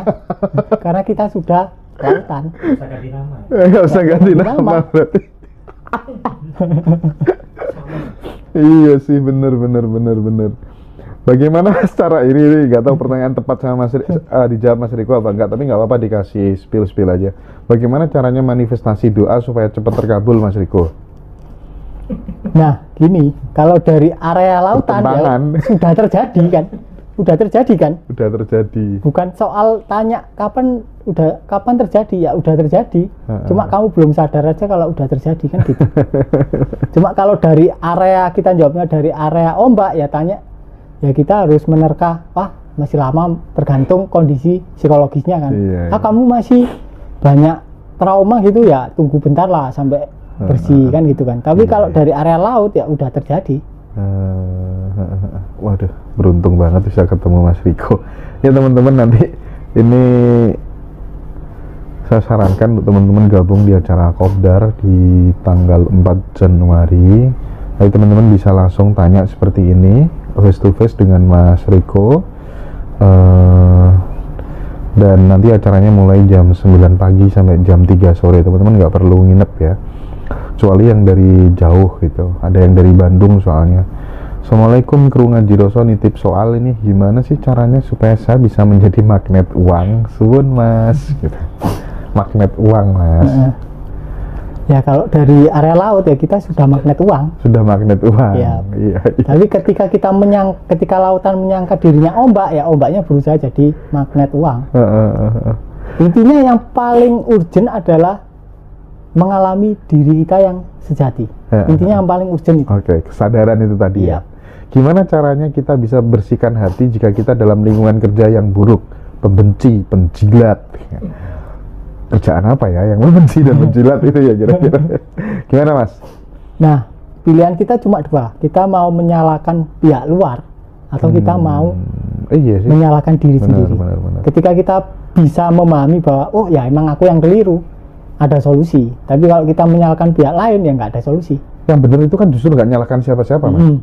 Itu sudah selesai belajar ya, katanya. Tapi orang kan butuh pijakan kan. Iya sih. Kalau misal dari nyalain orang lain terus nggak nyalain siapa-siapa, itu ada sangat rakaat sulit. 1, rakaat 2, rakaat 3. Jadi gitu perlu kan. menyalahkan dirinya sendiri terlebih dahulu. Dari Baik. situ dia akan introspeksi, terus mulai tersibak emosi-emosi yang terpendam. Tapi ketika kita menyalahkan pihak lain, ya mau ngapain? Nggak bisa ngapa-ngapain kan? Akhirnya mungkin resign, terus ketemu lagi lingkungan yang sama, pasti ketemu lagi. Dek, sambil dimakan dong jenjangnya. Cepetan. Setelah nggak enak nanti ya makannya. Selamat siang Mas, mau titip pertanyaan, bagaimana caranya menghilangkan atau mengontrol pikiran kita dari pikiran negatif dan overthinking terhadap sikap orang lain yang pernah bermasalah dengan kita. Jadi saya selalu merasakan perasaan tidak enak setiap bertemu dengan orang tersebut, padahal tidak ada masalah apa-apa. Dan setiap bangun pagi langsung deg-degan, pikiran negatif muncul dan overthinking. Gimana tuh Mas? Nah, ketika kita berusaha melenyapkan pikiran negatif, ya pikiran negatifnya nggak lenyap. Itu kan malah melawan nih Mas Riko ya? Malah melawan. Ya kayak kita, intinya ya, inti di kehidupan ini adalah kita memposisikan diri kita sebagai lautan. Kita belajar lah. Kita belajar memposisikan diri sebagai lautan. Nah, sifat utama lautan itu apa sih? Mengasihi dan mencintai semua ombak kan. Semua tayangan kan. Ya otomatis ya kita harus bisa mengasihi apapun pemikiran yang muncul dan perasaan apapun yang muncul. Nah, kalau kita nggak bisa mengasihi pemikiran kita, ya kita nggak mungkin bisa mengasihi orang lain. Otomatis kita juga nggak bisa mengasihi pasangan kita. Kalau kita basisnya berusaha melawan, berusaha mengendalikan, ya otomatis kita secara tanpa sadar kita tidak mencintai pasangan kita, tapi kita berusaha mengendalikan pasangan kita. Dan ketika kita berusaha mengendalikan pasangan kita, maka kita berusaha kita mengubah suatu makhluk hidup yang sangat indah menjadi sebuah boneka yang mati. Ya kan? Ketika kita berusaha mengubah sesuatu, ya kita berusaha mengubah makhluk hidup menjadi benda mati. Nah, kalau memang dia dan itu membahayakan dirinya, kalau nggak diubah gimana Mas? Membahayakan gimana? Ya misalnya dia punya kebiasaan nyabu. Nah, kalau kita nggak ngubah, katanya ngubah menjadikan makhluk hidup seperti boneka yang mati. Ya. Nah, yang perlu ditelusuri adalah penyebab dia nyabu itu dia atau kita? Dia lah. Misalnya dia gitu. Kalau dari jawaban dari area laut, ya kita yang penyebab dia nyabu. Karena itu kita ketemu dia. Oh gitu. Kalau kita nggak ketemu dia, ya bukan kita kan berarti. Berarti termasuk anak kita begini-begini sebabnya karena kita. Sebabnya karena kita. Nah, karena kita nggak ngerti, akhirnya kita berusaha merubah anak kita. Tapi kita ketika menyadari perasaan apa yang memicu anakku jadi nakal seperti ini. Nah, ketika perasaannya tersadari, otomatis anaknya akan berubah dengan sendirinya. Intinya apapun yang dihadirkan semesta adalah simpanan dari emosi kita. Simpanan dari samskara kita. Iya. Berarti sekarang kita nggak perlu khawatir ya, masa depan anak dan lain sebagainya gitu. Nggak perlu ya Mas? Nggak perlu. Karena gini, misal terjadi suatu peristiwa. Dan kita tidak terpicu lah, tidak terganggu. Ya kan nggak ada masalah. Mau dia jempalian dimanapun nggak ada masalah. Bener. Berarti kan masalah utamanya adalah di diri yang terganggu. Iya. Jadi masalahnya tidak pernah ada di diri orang lain, pasti di diri kita. Ini mulainya teman-teman juga semua mulai manduk-manduk semua ini. Iya Mas, oke. Berarti sekarang kita nggak perlu kemudian ngarah-ngarahkan. Ya biarlah dia berjalan sesuai naturalnya bagaimana gitu ya Mas ya. Passionnya dia apa gitu. Karena ketika misal Mas Hendra sendirilah diarahkan orang lain kan juga nggak enak kan.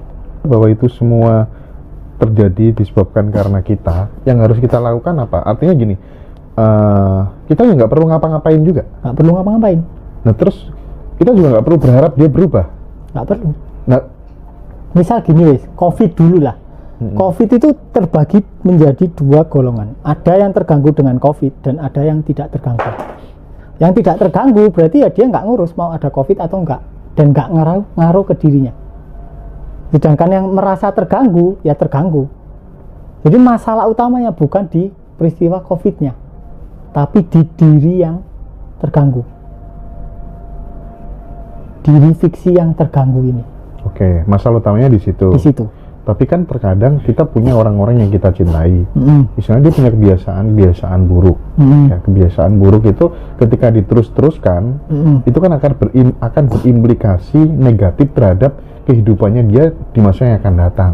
Dan itu kita sebagai orang normal, kita tidak ingin terjadi kepada orang yang kita cintai gitu. Nah terus yang kalau kita nggak ngelakuin apa-apa, kalau kita nggak punya power, nggak punya pengaruh sama dia, itu gimana Mas? Solusinya gimana? Kita harus tahu perasaan apa yang terpicu oleh kelakuan pasangan kita. Ketika kita benar-benar tahu dan membiarkan perasaan itu masuk, ya selesai. Tiba-tiba dia akan berubah dengan sendirinya. Tiba-tiba dia akan berubah dengan selesai. Misal kita punya pasangan yang kita pacaran sama beberapa orang dan pacar kita itu selalu selingkuh. Apa yang salah pacar kita? Ya enggak, ya kita. Berarti ada pendaman sesuatu yang mungkin memicu orang terdekat kita untuk selingkuh. Tapi karena kita nggak mau melihat ke dalam diri, nggak mau introspeksi, melihat secara jujur, akhirnya kita nyalain orang. Oke, kita biarkan tidak mengatur dan akan teratur dengan sendirinya gitu. Karena semesta ini kan sifatnya teratur. Iya. Meskipun kita nggak berusaha membuat matahari terbit, ya matahari terbit sendiri. Gila, iya, sip. Bener ya katanya temanku. Lawan dari kebenaran itu ada kebenaran yang lainnya. Terkadang kebenaran yang kita pahami adalah kesalahan yang belum kita pahami. Bener-bener juga tuh. Izin bertanya untuk Mas Riko, bagaimana menjaga vibrasi kita agar selalu positif walaupun kita berada di lingkungan yang negatif? Nah, yang kedua, apabila kita misal ditipu atau didolimi orang, apakah kita harus membalasnya ataukah mendiamkannya? Lalu jika kita diamkan, pasti akan timbul rasa sakit hati, marah. Yang saya tanyakan, apakah ketika kita sakit hati, marah tadi, kita sudah termasuk terbawa ke vibrasi negatif? Mohon penjelasannya tentang itu Mas, dua ini. Jadi ketika kita berusaha ingin vibrasi kita positif, berarti pada kenyataannya sekarang vibrasi kita negatif kan, ya kan? Nah kita harus kita kok bisa sadar kalau vibrasi kita sedang negatif, ya kan? Berarti kita bukan vibrasi. Kita bukan kayak vibrasi. Aku nyadar Mas Hendra, berarti kan aku bukan Mas Hendra. Kalau aku sadar vibrasiku negatif, berarti pada dasarnya aku bukanlah vibrasi. Berarti aku adalah sesuatu di belakangnya yang menjadi ruang bagi kemunculan vibrasi negatif, entah vibrasi positif. Nah, ketika kita mampu mundur ke belakang, ya sudah, vibrasinya lenyap dengan sendirinya. Iya. Mau kita nyetel keren ini film sedih ya tetap aja biasa aja. Istimewa. Iya. Oke ya teman-teman ya, nanti kita bikin kopdar di banyak tempat ya. Ini kalau nggak ditransformasikan ke banyak orang, yang mana ini. Nah itu tadi mas yang terkait dengan didolimi tadi mas. Dibalas kita membalas gitu. orang gitu. Iya. Nah, dari rasa ingin membalas ya kita harus menyadari keinginan untuk membalas itu. Berarti kan kita merasa sebagai diri yang tersakiti kan. Nah, ketika diri yang tersakiti itu tidak disadari sebagaimana apa adanya, sebagai dengan jujur tidak kita sadari, ya otomatis akan muncul urgensi untuk balas dendam. Tapi ketika diri yang merasa sakit ini disadari dan kemudian lenyap, ya udah, urgensi untuk balas dendamnya juga lenyap. Intinya, inti dari semua kehidupan ini, semua masalah itu intinya adalah realisasi diri. Kayak misalnya Mas Hendra tak tanya, kalau Mas Hendra mau menemukan dirinya Mas Hendra melangkah kemana? Iya. Maju, serong kiri, serong kanan, ke kiri, ke kanan, atau ke belakang? Ya nggak kemana-mana. Nggak kemana-mana, diam. Kesalahan orang, masyarakat umum ya, pada umumnya adalah mengira menemukan diri itu seperti halnya aku melihat Mas Hendra. Aku melihat diri sejatiku. Nah terus yang melihat siapa? Iya. Jadi diri sejati itu adalah yang menyaksikan semua tayangan muncul dan tenggelam. Jadi diri sejati itu subjek, bukan objek yang ditemukan. Itu. Oke. Nah ini mas, kan kadang kita ada debatable ya soal apa tuh namanya mata ketiga. Ada yang mengatakan bahwa mata ketiga itu kita bisa menyaksikan makhluk halus dan lain sebagainya begitu. Ada juga yang mengatakan ya mata ketiga itu tanda-tanda ketika mata ketigamu sudah terasa itu ketika melihat sesuatu orang yang kasihan gitu, kamu nggak tegaan gitu. Nah kalau menurut Mas Riko yang dimaksud mata ketiga itu apa sih? Kalau mata ketiga dalam area non dualisme atau non dualitas, mata ketiga adalah sarana untuk realisasi diri. Jadi bukan untuk melihat makhluk halus. Oke. Jadi beda antara cakra mata ketiga dengan mata ketiga itu sendiri. Jadi kalau ada di ajaran Tao, ada di Secret Flower, itu dijelaskan bahwa kita semua akan mengalami fenomena dari mata ketiga. Fenomena mata ketiga adalah ketika kita menjadi pusat dari angin topan, ketika kita menjadi pusat dari keseluruhan semesta. Itu adalah fenomena mata ketiga dalam realisasi diri. Nah kalau soal apa tuh namanya cakra-cakra itu mas, menurut Mas Riko itu benar-benar real adanya ataukah itu sebatas konsep saja menurut Mas Riko? Nah tergantung mau dijawab dari mana. Dua-duanya dong. Ya kalau dari dua-duanya, ada dari pihak Patanjali, dia mengkonfirm bahwa cakra itu ada 7. Iya. Dari pihak Siddhartha, dia mengkonfirm cakra ada 6. Cakra ada 6. Dan dari pihak siapa ya lupa, Milarepa atau siapa gitu, mengkonfirm bahwa cakra ada 16. Kamles de Patel juga mengkonfirm bahwa cakra ada 16. Lah yang benar yang mana? Kenapa kok orang-orang ini mengalami hal yang berbeda-beda? Kenapa kok Siddhartha mengalami bahwa cakra 16. Ini ada 4? Terus kenapa Patanjali mengalami cakra ini ada 7? Nah karena pada dasarnya cakra ini adalah sumbatan. Kayak misalnya pipa lurus ke atas. Nah beberapa orang mengalami sumbatannya ada 4. Buddha mengalami sumbatannya ada 4. Patanjali mengalami sumbatannya ada 7. Itu beda orang beda? Beda orang beda. Pasti beda. Misal aku ya, misal sumbatanku ada 1000 ya, 1000 cakranya. Sumbatan itu maksudnya apa sih? Misal ya, misal penolakan. Sumbatan itu penolakan. Misal ada peristiwa yang berhubungan dengan seksual. Berarti konsep dong. Konsep dong, nggak nyata. Oh ini sudah mulai kebuka, nggak gitu dong berarti. Nggak gitu. Oh. Jadi ketika apa yang dinamakan cakra terbuka adalah sumbatannya terurai, sehingga aliran airnya bisa lurus ke atas. Tuh. Jadi ketika misal kita punya peristiwa seksual yang misal memalukan ya, terus kita diece-ece sama pasangan kita, dan kita sakit hati kan, kita menolak kan, itu akan terjadi sumbatan di area seksual. Oke. Dan ketika ada sumbatan di area seksual, sebetulnya energi itu kan naik sampai sini terus turun lagi, muter kan, siklik kan energi di dalam tubuh itu. Nah, ketika dia tidak bisa naik, akhirnya kan dia berputar-putar di sini sendiri karena energi harus terus bergerak. Dan dari putaran ini akhirnya akan muncul rembesan karena tekanannya di sini kuat. Akhirnya merembes ke sini dikit-dikit. Akhirnya dikit-dikit naik. Nah, di sini ada sumbatan lagi, muter lagi di sini. Misalnya perasaan apa yang tidak diterima, muter lagi sampai terus-terus.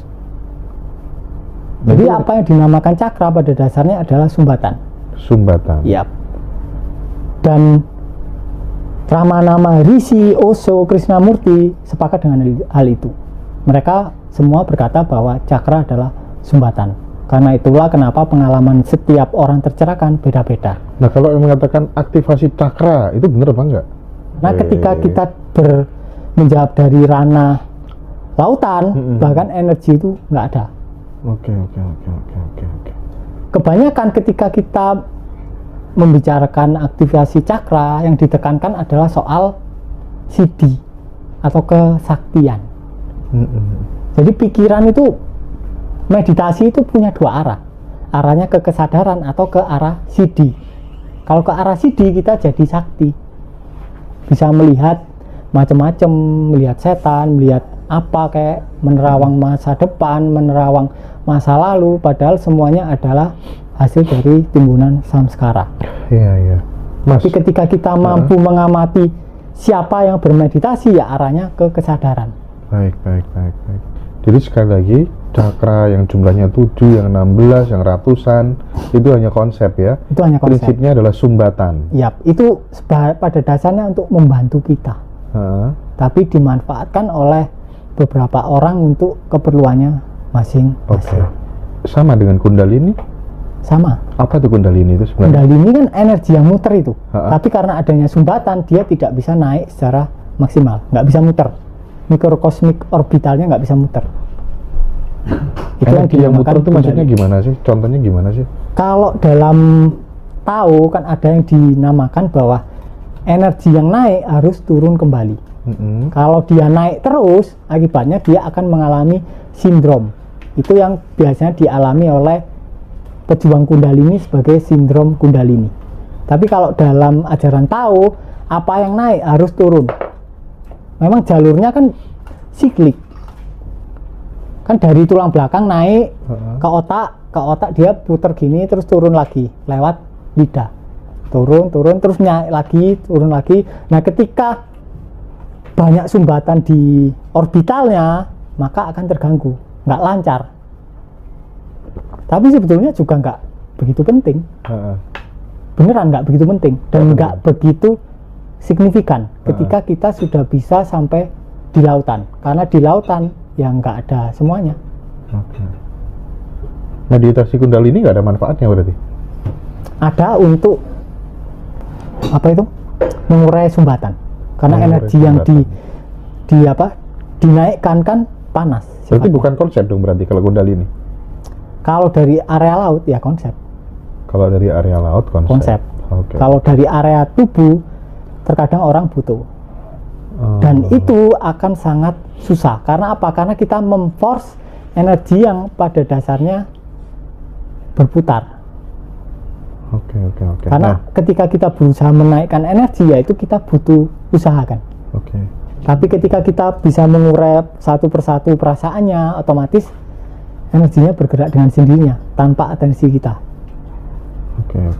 Mas, titip pertanyaan buat Mas Riko. Kalau sudah bisa melakukan seks tanpa orgasme, untuk kedepannya apakah tidak bahaya sperma laki-laki tidak keluar-keluar?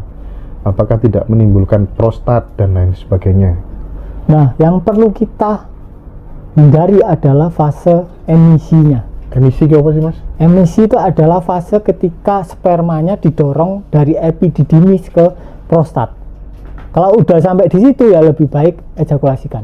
Maksudnya terasa mau keluar gitu? Jadi dalam arena seks biasanya orang-orang kan ada nganggapnya poin 1 sampai 10. Poin 9 itu udah emisi. Udah spermanya udah di prostat dan tinggal 3-2 sentuhan pasti ngecerot dan itu sebaiknya tidak ditahan. Sangat lebih baik tidak ditahan. Karena ketika ditahan berangsur-angsur itu akan menyebabkan ketegangan prostat. Ketika diteruskan akan ada potensi kanker prostat. Jadi kenapa kok perlu belajar ke orang yang memang sudah tahu jalannya? Iya, itu Mas Riko ada kelas sendiri soal Ya. itu ya. Tapi itu nggak bisa online, Mas? Bisa? Itu online. Online Ya, itu Oke, online. oke. Tenang nanti teman-teman, biar diatur Mas Joko. Nanti tak sambungkan dengan Mas Joko kalau untuk khusus kelas itu ya. Ya. Itu Dan istimewa. kebanyakan orang-orang yang sudah sudah ikut kelas yang Vale Orgasme, mereka jadi lebih paham apa yang tak utarakan.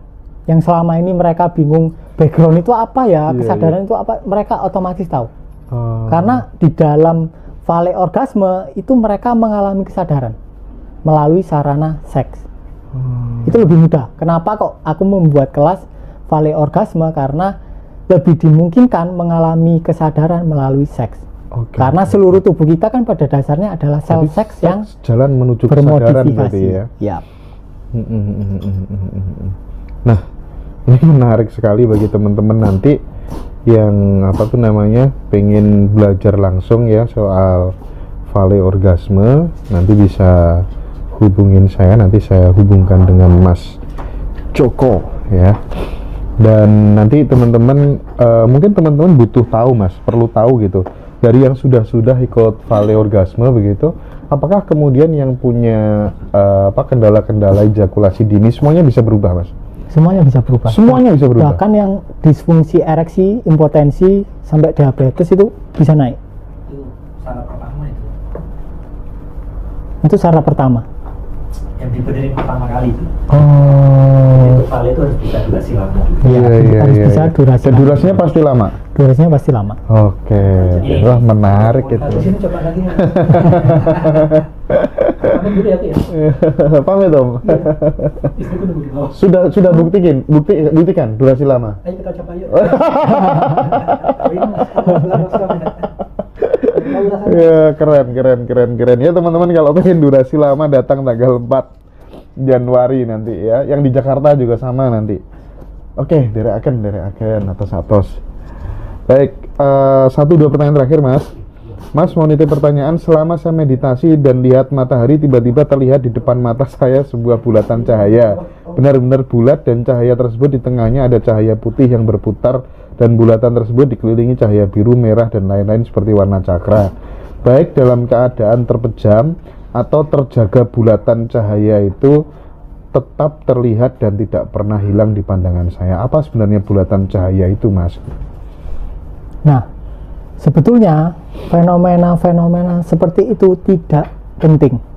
Banyak orang berfokus ke pengalaman atau ke fenomena seperti melihat apa, tapi mereka tidak aware terhadap penyaksi yang sedang menyaksikan lingkaran matahari itu. Oke.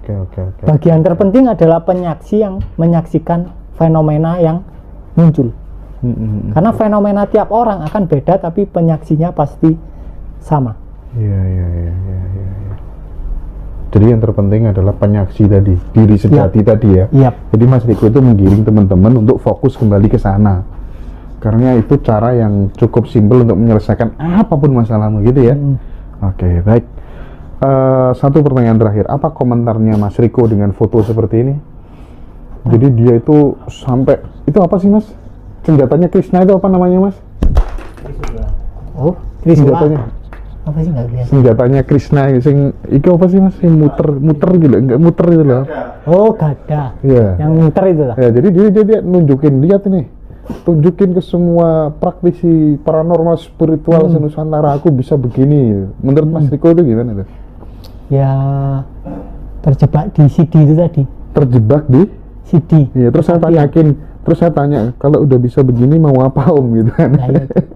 Intinya ya bakal tetap menderita mau sesakti apapun. Dan gimana ya, ketika kita ingin kesaktian, misal ingin terbang di udara atau ingin jalan di atas air, misal Mas Hendra punya kenalan lah, kasih aku aja 2 juta, tak naikin kapal, bisa jalan di atas air kan. Iya. Lah ngapain gitu menghabiskan waktu bertahun-tahun untuk belajar sesuatu yang tetap bikin kita menderita.